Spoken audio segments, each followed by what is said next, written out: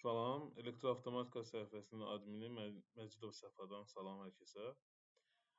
İstəyirəm ki, kamera, fotoaparat və telefondakı kamera haqqında topladığım məlumatları sizlə bölüşüm.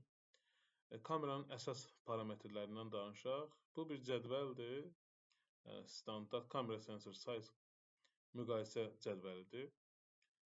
Şəkillərdən göründüyü kimi sensorun ölçüləridir. Yəni telefonda və yaxud kamerada sensorun ölçüsü gördüyünüz bu dairələrdir. Bu ümumi yumrucuq yox. Belə deyək də, insan gözünün bəbəyi, əsas bəbəyidir o kameranın bəbəyi.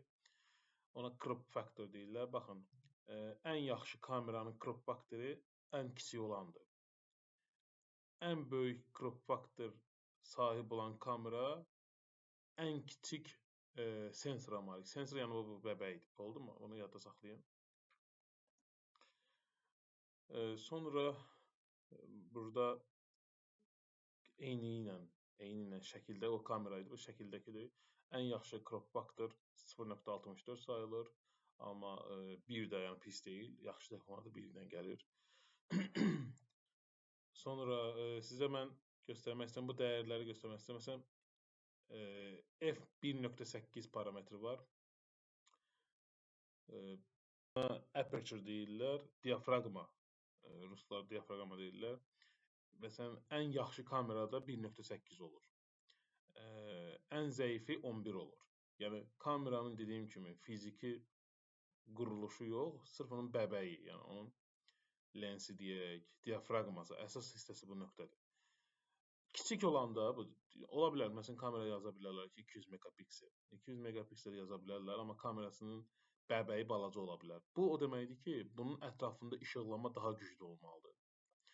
Balaca nöqtənin yaxşı görməsi üçün işığı daha yaxşı olmalıdır. Yəni, göz zəif olan insanlar həmişə işıqlanmanı daha çox sevirlər, eyni bilin. Amma ən böyük sensoru olan, amma bu sensordur. Sensora 1.8. Baxın, bunun diafragması 1.8. Kameranın 1.8 olmağı demək deyil ha. Bu megapiksellərdə, məsələn, böyük sensorlarda yerləşmiş megapiksellər, yəni piksellər, piksellər, bir də kiçik kamerada yerləşmiş piksellər. Buna da yaza bilərlər 200 megapiksel, böyük kamerada yaza bilərlər 200 megapiksel. Amma 200 megapikselin nöqtələri, belə deyək də, balaca kamerada o qədər sıx-sıx ola bilər ki, o effekt göstərməyə bilər, yəni göstərməyəcək. Əmin ola bilərsiniz ki, göstərməyəcək. Amma həmin 200 megapiksellər, nöqtələr, yəni işığın topladığı nöqtələr, görüntünün topladığı nöqtələr böyük sensorlarda daha effektiv olur. Yəni megapikseli böyük olan telefon o demək deyil ki, telefon daha yaxşı çəkir. Onun sensor frame size-ı da daha böyük olmalıdır. Dediyim kimi burada onun crop factoru da kiçik olmalıdır daha.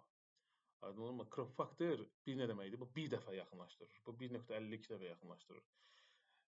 0.64 demək olar ki, daha idealdır. Bir deməkdir ki, heç yaxınlaşdırmır. Kamera necə var olduğu kimi çəkir. Yəni zoom etmədən çəkir. Bu o deməkdir. Dediyim kimi, burada da bəzi nöqtələr var. Eyni şeydir. Baxın, 1.4 var. Daha yaxşı. Ən kiçik diafragması 1.4 olan kamera daha yaxşı çəkir. Belə başa düşün. Kamerada OIS və EIS deməkdir. Bu nə deməkdir? OIS ingilislərdir. Mən Azərbaycanda oxudum. Optical Image System, bir də ki, Electronic Image System. Optical Image System nədir? Bu kameranın içində, çox vaxt yaxşı telefonlarda qabaq kamerada olur. İçində onun vibrasiyanı aradan qaldırmaq üçün, titrəməni götürmək üçün optical yerləşir. Amma elektronik image sistemdə bu sistem olmur. Yəni telefonu sən tərpədəcəksən, telefon da şəkil çəkdiyi şəkildə tərpənəcək, kamerada da tərpənəcək. Onu aradan qaldırmaq üçün elektronika aradan qaldırmağa çalışır, amma çox da effektiv olmur. Ən yaxşı kameralarda həm EIS olur, həm də OIS olur. İkisi bir yerdə olur. Onu yadda saxlayasınız. Sağ olun. Bu məlumatı sizinlə bölüşməyə şad oldum.